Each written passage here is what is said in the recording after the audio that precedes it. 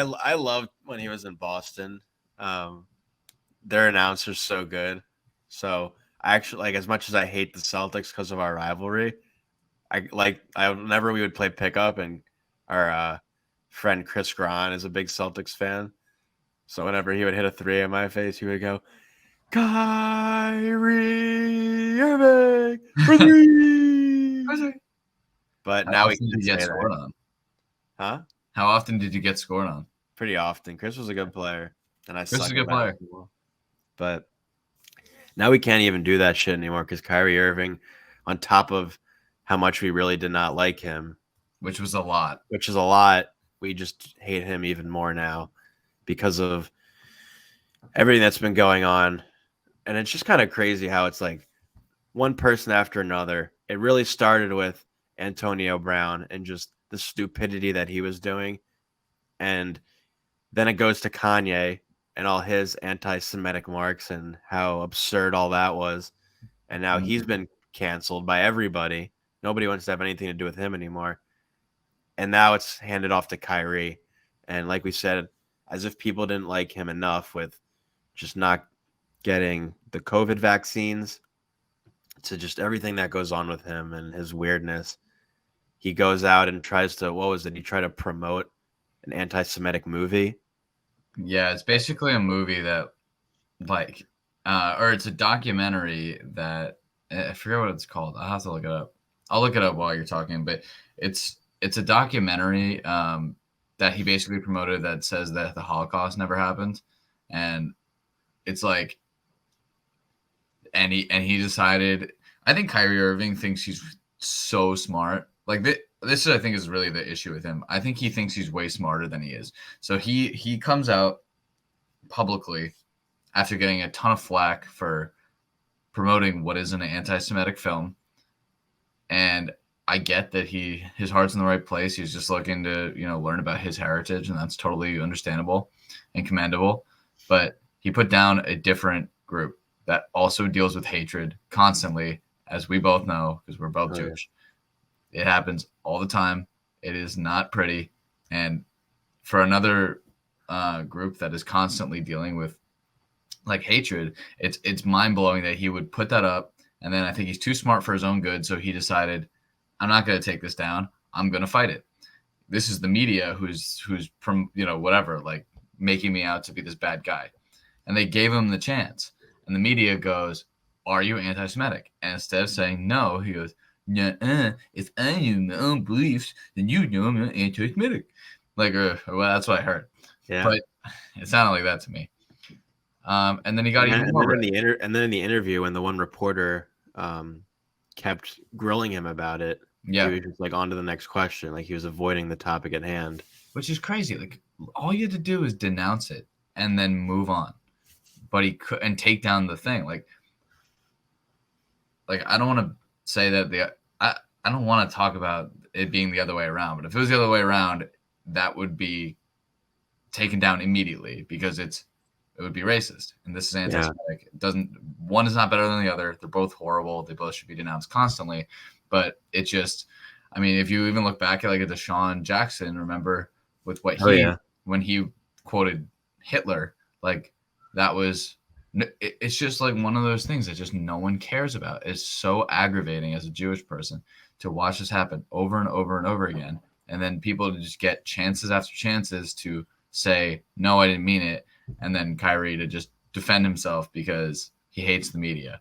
Like he has no idea. Like I had like a credible threat against my temple right after that happened, which they arrested the guy actually, which is great. But like, this is the kind of thing that happens because similar to when certain people are like in these very high positions of power and you say stuff like this without realizing, you start bringing out people who you don't want to come to light. Like people exist who are fucking crazy and you don't want them to have this extra backing of a superstar player thinking that, oh, this guy believes what I believe. And then them start showing that more and more. And then things like the threat against my temple happen. Like he's just a moron. I hate him. I will say that I think that the stipulations on which like him coming back to the Nets organization are pretty ridiculous. Like him having to meet with Jewish leaders and whatever. Like it's pretty hard for all of that to happen. And I think the Nets are trying to save face after not suspending him initially. So I think it's on them really that this got to where it was at because they thought he would be able to correct himself, which Yeah, it's you can't have it be corrected that quickly, like you said. They gave him what, a 5 game suspension, at least 5 games. $500,000 fine that needs to be donated to anti-hate causes, which is like chump change to him. He had to issue a verbal apology. Um, has to meet with certain Jewish like leaders to kind of learn about anti-Semitism, and like that's something that's similar that happened with Deshaun Jackson. I think he had to fly to Israel to meet with like certain rabbis to be educated on the topic. But I don't know. I feel like deep down they don't want to do that. Like it's just like they have to do it and act like they care. But like at first, when you say what's on your mind and you say what's how you feel, like I feel like that's your true self and you're saying what you mean. And then you realize once you're getting a lot of backlash for it and people start hating you, you're like, oh wow, like what I did was wrong. I needed to prove X, Y, and Z to show how sorry I really am. But I feel like deep down they're not really sorry. Like they know who they are, they know what they did, and you make such an interesting point, Jay, about how if like the rules were reciprocated, how like nothing might really happen. Like I was thinking about this the other day. I don't know if you saw there was a a female student at the University of Kentucky who was drunk, and she was like fighting with some black students. It might have been, and she was like drunk and yelling the N word. Now her whole life is pretty much done at that point. Like she's probably going to be expelled from the university, Mm. and people will probably never forgive her, especially when they say like she like initiated an apology. But when you're drunk, people say like those are when your true feelings come out. So like that girl's life is pretty much It's ruined. over. Yeah. But Yep. it makes an interesting point. Like, what if a black student was, drunk and yelling, "I hate Jews"? It could be a white student doing the same thing, and they would not get in trouble. Exactly, and they would not most likely not be expelled from the university. They would just, be like similar to Kyrie. You have to learn X, Y, and Z to make up for what you did. And I don't get why it's like that. Like everything should be treated equally. Like we live in a country where everyone should be equal, and it just doesn't feel that way. Um, it's just not it's not right. Like I know this is a very different circumstance, but like you saw what happened in the NBA when George Floyd died, how games were literally canceled, and how Mhm. people were supporting it and wearing shirts and saying stuff needs to change. And I mean, who knows? As far as I know, nobody's dying, but the NBA is not like supporting this like how that was being supported, and I don't know why it's not. It really should be. It's not right. Same with like all around the league, but anti-Semitism has been going on for such a long time, since the times of Hitler, and Mm. it's not as bad as it was back then, but it's still bad. It's still going on, and it's just a shame how people are going about it and treating it. Yeah. And And should note, like, it's only gonna get worse until people do something about it. I agree. I mean, it's one of those things that, and I feel like the NFL does this more than any other place, but they sweep something under the rug and then it'll happen again. Like it happens constantly. Yeah. Um, so we're not trying to compare one to the other. We're condemning both. I found the article, or sorry, documentary. It was called Hebrews to Negroes. That's what it was called. He posted that link. I think Amazon also really. Some people have said this. Like just saw Jay Wright talk about this. Like, so shout out to him. Like I think this is awesome. Like Amazon should also definitely take that down. That's wrong that they're promoting that. Also, like it's just wrong. And it's not, you're not learning anything. It's just filled with like, it's conspiracy and bullshit of like the Holocaust not existing and different anti-Semitic tropes that aren't true. And it's, yeah, I mean, I agree with you. Like it should. I I'm not saying one is better than the other. They're both horrible, but like Yeah. people should be taking anti-Semitism more seriously. That's all I'm saying. Like I've dealt with it my whole life, in different capacities. Sure, you have to. And it's like people need an excuse just to hate Jews. Like I really do feel that way. I felt that way since I was growing up. Like there's just why? Like it doesn't make sense. We're already a marginalized group that was killed. Like why? It doesn't make any sense to me. Um, so I don't know. It really. I already hated him. I feel like us as a podcast hate Kyrie Irving. He's such a bitch. But this one, like, no, Yeah. no, We'll I we'll hate it. keep an eye on it all as it unfolds, and it's more about like actually seeing, does he do good on like what he needs to do to correct this. It's not just Yeah. about the suspensions, it's not just about the fines, it's Mhm. about like, is he showing he wants to do better? And that's the main thing. And as of right now, I'd probably say no. I don't think he gives a shit. I I think don't he's think just he cares. I just think he's just doing it because he has to and because he loves playing basketball. Yeah, And I told you, like, I remember we were talking about this in our one of our group chats. I wouldn't be surprised if the team just cuts him at this point. Like nobody wants to, like, yeah, he's a great player, but it doesn't matter how good of a player you are. And this goes back to so many basketball coaches I've had throughout the years, and they all say, like, I don't care how good of a player the guy is. If they're not a team player and if they're causing a distraction to the team and their teammates, I don't want them on my team. I don't care how good of a basketball player they are. And he is still an unbelievable player. He is getting older, but hmm it gets to a certain point where it's like, how much bullshit do the Nets want to keep putting up with? Like, it's one thing after another, year after year with this guy, and it's just like, just get rid of him. Like nobody's gonna want him. I feel like. I mean, some team will pick him up, but with how bad Ben Simmons has been playing, and like at some point Kevin Durant, because he just loves hopping from team to team, he's gonna want out of there and join some team where he can win another championship. yeah, It's just not gonna happen with the Nets. It's not, and we can take a more dive into the NBA standings right now if you'd like to just yeah. see That the I just craziness. I just want to put a bow on it.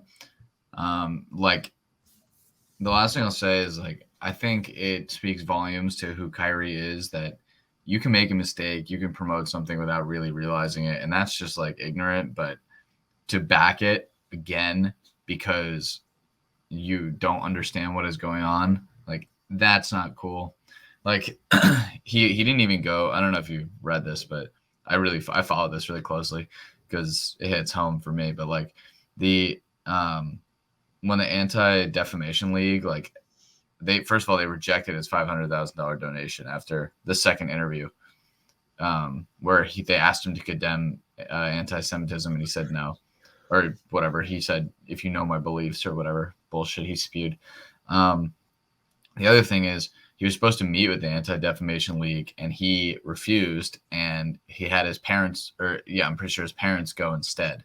So he didn't even actually do it himself, which kind of is just a testament to how shit of a person he is. But now that it's just funny to me that like after he finally suspended, that's when now it matters to apologize, which obviously was not written by him. None of these apologies are. It's by your publicist or whoever, whatever.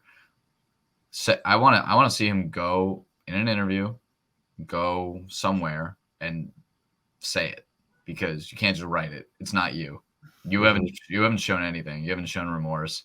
I know he just met with Adam Silver, apparently, who's Jewish, but you know, also Adam Silver should have done something sooner too. That also blows my mind as a Yeah, Jewish man. And I love Adam Silver as a commissioner. I think he's terrific, but he really should have stepped up quicker. They and the Nets too. I think that was handled so poorly. And if you're right, oh, if it was the other way around, yeah. that's The only thing I could think of is just um, bringing money in, having fans want to come see him, and yeah. And I get it. He's but electric, but yeah, at some point you gotta you gotta condemn what's not right.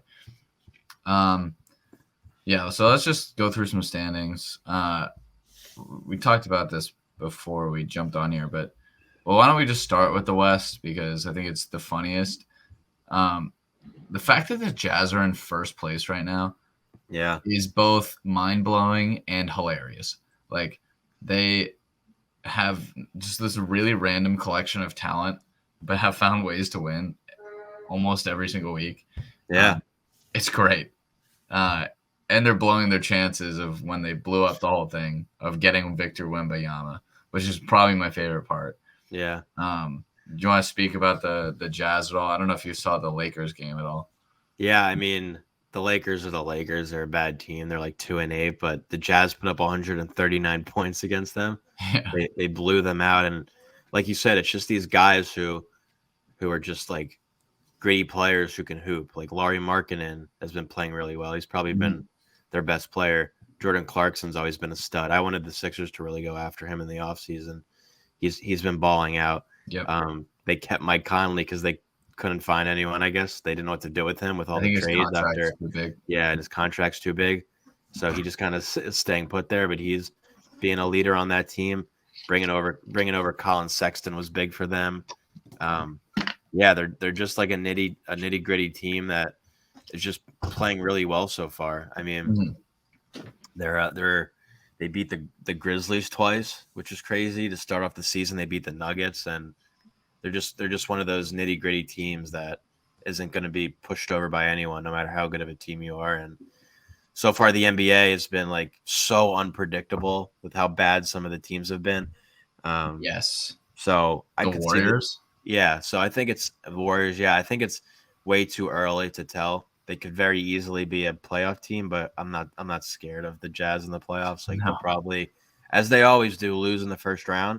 But It would be funny if after this, like this would be the year that they finally get to the second round. yeah, they are a team that is playing with nothing to lose, and they're showing that so far. They're That playing is good, very well put. yeah, they're playing good team ball. So like I said, it's only been 12 games in. They're 9-3, very impressive, but I'm not like I don't think we should look that much into it. But we'll see what happens. Yeah, I think moving down in the standings, like the Suns makes sense. I really think the Trailblazers, their comeback season, that's been pretty cool. Yeah, And also I think that Shaden Sharp is showing like why he was projected number one for the entirety of like his high school senior year. mm-hmm. What happened with him? Like he was supposed to play at Kentucky and they didn't play at Kentucky or something like that, right? Yeah, It was something really weird, and that's why he fell to 7.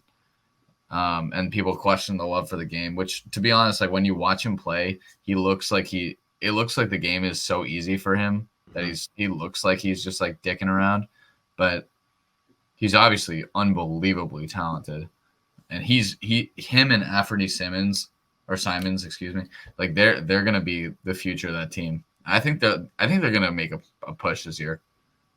Dame Dollar is healthy. Jeremy Grant, like it's a decent team. because Shaden Sharp went straight from high school, right? So he had like an unbelievable senior year of high school. He committed to Supposed to go. Kentucky. It was like Kansas or Kentucky. I think it was I think he Kentucky. committed to Kentucky, and then it was like, psych, I'm just gonna go right to the league. Yeah, like it was something really weird. Like maybe he played one game and then decided I'm not going to play anymore or something. It was something really strange. Yeah. And that's why he was considered like the mystery of the draft because he hadn't played in 2 years. But he's clearly like unbelievable. I think he's so good. I wish the Knicks got him. Yeah. I wish we made a draft pick. That would have been cool. Yeah, but it's been like kind of expected. Looking at the West, like you said, like the Suns are going to be good this year, but I'm curious to see what happens with them again with how they choked last year against the Mavs. Like Yep. the Sixers beat them the other night, and the Sixers haven't looked good. And it's just like it's one game; it doesn't mean anything. Like Embiid played really well his first game back for us, but the Suns didn't look threatening. Like Chris Paul didn't do anything. They pretty much run their whole team through Devin Booker. Mm-hmm. DeAndre Ayton, they brought him back and matched that big fat contract, and he just hasn't lived up to that contract so far. Like I said, it's still very early. It's only been 10, 12 games into the season, but it'll be interesting. Like the Trailblazers, like you said, if Dame can stay healthy, they could very well be a playoff team again. The Nuggets are going to be a playoff team. Jokic is just who he He's so is. good. He's so good. He'll always be an MVP front runner. And Jamal Murray's playing really well, coming off injury too. Coming off his big ACL injuries. You see that post dunk that he had? It was like a Euro step, and then I was like, shit, he's really back. It's good to see him out there. I think Giannis is the front runner right now, but I think it should be Luka with how he's been carrying the Mavs. Oh yeah. But they're missing a lot of pieces too. Like after losing Jalen Brunson, like they're just like they'll probably make the playoffs, but they're not going to get to the Western Conference Finals again like they did last year. Yep. I can't wait to see the Clippers when both the Clippers and the Grizzlies are missing two enormous pieces. Like Kawhi got hurt again. Yeah. Like I thought it was just a rest day, but I think he got hurt, and so he's waiting to be healthy. His health is huge, and then Jaren Jackson. I still don't. Correct me if I'm wrong here. I don't think he's played this year yet. I don't think he has either. So those are two massive pieces that are game changers when they're healthy. Yeah, and then you have like teams like the Pelicans and the Timberwolves who are underperforming, but they could easily turn it around. And then like I think the biggest story, probably the two biggest stories coming out of the Western Conference are just the Warriors and how they've been underperforming. And I'm sure they'll turn it around, but it'd be so crazy if they were in like a play-in type situation. They just won the chip. Like yeah, exactly. What is up with every like championship team having a hangover the next year? It's crazy. Yeah. It's crazy. And they were my favorites to win it this year again. So me too. I still think they're going to, like, even where they are. I mean, it makes a difference. Like if you're playing the play-in tournament, that's 2 extra games. Like that's some serious wear and tear. But I just think James Wiseman taking another step, Kuminga, like Moses Moody, like they got some dogs on that team. Yeah. And then I think the biggest storyline, which you could say was expected, but the Lakers and just 2-8 and how bad they've been. Like, what do you make of them, and like what do you think they need to do at this point? Having Russ come off the bench, LeBron's already hurt 10 games into the season. Anthony Davis seems like he's just kind of playing scared out there with all his injuries he's had. And other than them, they don't really have anyone else. They have no shooters on their team. They have no one to go to. Like, is this just a tank season for them? So the Lakers, I feel like, can be their season, and sure, it's 12 games in, but I feel like their season can be summed up by the one play where THT, Talon Horton. True. But I was thinking like Talon Horton Tucker against the Lakers, like postered someone, the guy who they just traded away. Yeah, he's on the Jazz. They're just getting dunked on. Like they suck. And is it the Pelicans who have their pick still? I can't keep track. They don't have they don't have a pick until 2025. So whoever has their pick is probably feeling real good. Yeah. They're so bad. They're so bad. Like what? I feel so bad for LeBron. Like I'm not a big like LeBron guy, but you can admit like the dude is still hooping and he's older now. Like it'll be interesting what happens next year and the year after that if he plays. This is such a hot take, and I doubt this would happen. But the Lakers need to just tank again, and just kind of ship everyone out. And if LeBron went back to the Cavs for the third time, with how good the Cavs have been, they're one of the best teams in the Eastern Conference. Like they would probably win the chip. Yeah, I think they'd easily win. That'd be cool. That'd be a good story. I think is Bronny still not eligible? Is he? No, he has one more year after. He is next year and then one more year. Yeah, 2 more years. So 2 more years.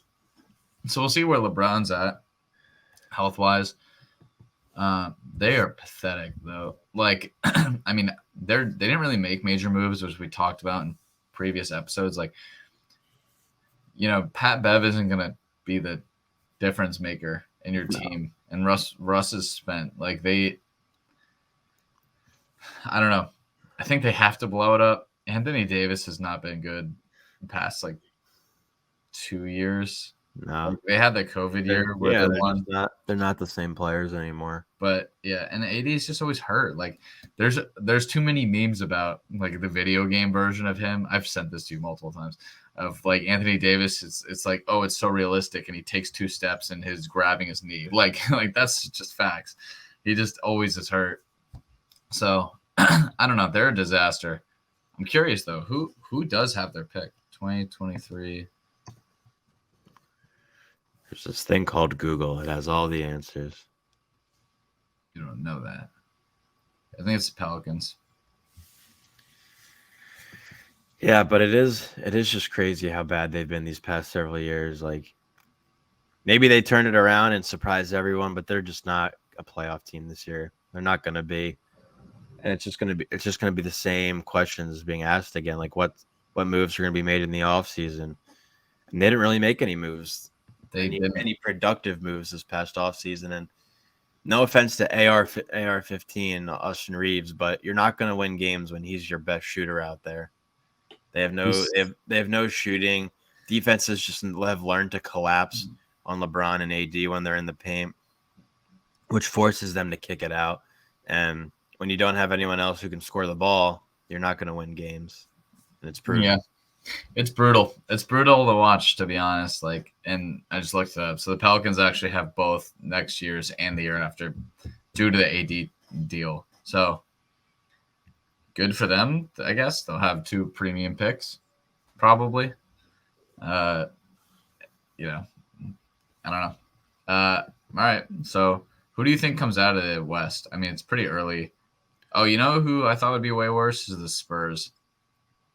Yeah, they've been like another nitty-gritty team, but they're not like, yeah, they're well coached with Pop, but they're not going to be a playoff team. No. Them, the Rockets, the Kings, the Thunder, they're all going to be at the bottom. Yeah. And to answer your question, I think it'll still be the Suns. Like I said, it's still very early, but I think the Suns are still the best team in the Western Conference, and they'll probably come out on top. Will they be able to make a deep run? I'm not sure, but I think they're definitely the best team in the West as of right now, despite how well the Jazz have been playing. I think it's completely dependent on if Kawhi is healthy. I think if Kawhi is healthy, like John Wall's played really well this year too. First year back. Paul George has been their best player. Paul George is awesome. I think if Kawhi is back, that's a different team. And Zubac is pretty good. Who the Lakers also let go for nothing. Yeah, he's hot. Yeah. Let's look at the Eastern Conference. I mean, the best team in the NBA of both conferences so far has been the Bucks. They've just been unstoppable. They're so dominant. And with how dominant Giannis has been, and if he keeps leading them the way he's been leading them, he'll get another MVP award. Yeah, for sure. And the Cavs have been unbelievable, which we predicted. Like, I mean, I guess it's not really a hot take. Like you look at their team last year and you're like, they're really good. Like a very put together team. Mm-hmm. What are they missing? A superstar. They got Donovan Mitchell. And didn't really give away that much. So yep, they're a damn good team. Yeah, they're going to be a big threat in the playoffs this year. That's for sure. Yes. Garland hasn't even been healthy the whole year, so it'll be interesting with Garland, him. There's such a well put together team. Like Mobley, if he keeps taking steps forward, that's a really good team. Jared Allen. And this might be a hot take, but I think another team that's taking huge steps forward, especially with their moves in the offseason, and a team that's not going to just be pushed over, is the Hawks. I think they've looked really good with the addition of DeJounte Murray. Yeah, I think he complements Trae Young really well because it gets the ball out of his hands, which is what he needed, as it showed in the playoffs last year when I forget who it was that they lost to, but he got completely shut down in the playoffs. He didn't do anything. Wasn't that the Cavs? Was it the Cavs in the playing game? I don't know. I don't remember who it was. I just remember he got shut down in the playoffs. No, it wasn't. It wasn't the Cavs. Was it the Celtics? Oh, it might have been. I don't remember who, but in the playoffs, he got shut down. He was scoring like not even 10 points a game in the playoffs. He had no answers. So I think getting DeJounte Murray was huge for them. It was Miami. The Heat, that's right. They beat them 4-1. One of the best defensive teams in the league, so it makes sense. But Yeah. they've I feel like they've been pretty quiet this year too. The Heat, they're 4-7. They've not played well. And they also lost on a game winner to Josh Hart last night. Mm-hmm. But they'll turn it around. I'm not worried about them. I mean, some of the surprising ones, like the Hornets at 3-8, like I thought they were going to take a step forward this year, but LaMelo Ball's been hurt. He's been hurt, and Miles Bridges is an asshole and hasn't gotten signed anywhere and probably won't. Yeah. The Celtics are just, being the Celtics. Somehow the Raptors every year keep being good. Dude, every year. Like, they don't have talent. Yeah, I saw one spin move, Siakam got hurt, but yeah, they're just like another team, like the Jazz in a way, where they just have like these nitty gritty players and they just play great team ball. But they could start dropping as the season progresses. I can see it. The Bulls are probably going to be a playoff team. I think, as much as it pains me to say this, I think your Knicks are a scrappy team with Jalen Brunson, and they could very well be a play-in team. I think I have a lot of takes on the Knicks. I've watched every game, but I'm going to stand by what I said last time we were on this. The Knicks are good enough to beat the bad teams, and they're not good enough to beat the amazing teams. Mm-hmm. They beat the teams who they're supposed to beat. They should have beaten the Grizzlies that first night, but they don't have Jaren Jackson. They barely beat the Sixers without Joel Embiid and Harden. That was I watched that game and I was like, and I texted this to you too. I was like, that was a pathetic win. Yeah, I mean, we had a 10-point lead with like 2 minutes left and we blew it. Like that was sad, but it was just bad though. Like Jalen Brunson's been great, like actually really really good. But RJ started slow again. I just don't think, like, you can disagree with me on this. I just don't think RJ Barrett's a superstar, and Julius Randle obviously is like a good like side piece.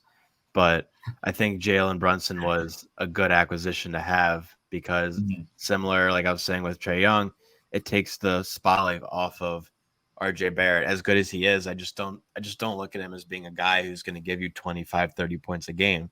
I just don't think he's that type of player yet. He could be, but right now I just don't think that's him. And that's why getting Jalen Brunson was huge for them. And we'll see what happens. I think he's just not. No, I mean, I don't disagree with you. Like, I don't think he's a superstar. And the reason I say superstar is because I don't even think he's an all-star. He's not. Like, he's still young, so like there's time, but he just doesn't have. I think part of it is he doesn't have the attributes that could make him into that. Like, he's not fast off the first step. Like, he's pretty slow, and he's really strong, and he's gritty, and he plays good defense, which is awesome. Not much of a 3-point shooter, is he either? He's what is he shooting this year? He's actually improved a lot. He's shooting decent. But like his bread and butter was like getting to the rim, but he is not even getting foul calls this year. And so he's probably still averaging 20, but like it's an ugly 20. So Jalen's been like unbelievable. Way better than I thought he would be. And Julius is like, if he's hot, we're going to win. If he's not, which is almost every game, we're going to be struggling. And it's tough because we lost Mitchell Robinson, who's hurt again, who's hurt every fucking year. Yep. And Obi Toppin is playing so well. Like, he's shooting 50, 40, 90 right now, Shu. Mm-hmm. Like, he has been playing Obi really well. Toppin. There ain't no stopping. There ain't no stopping Obi Toppin. He's really been unbelievable. He's just such a defensive liability, but like offensively, he's so good. I doubt this would happen, but I think it'd be so funny if we played you guys in the play-in tournament. It could happen. We should go to that. Oh, we'd have to. I would be so down.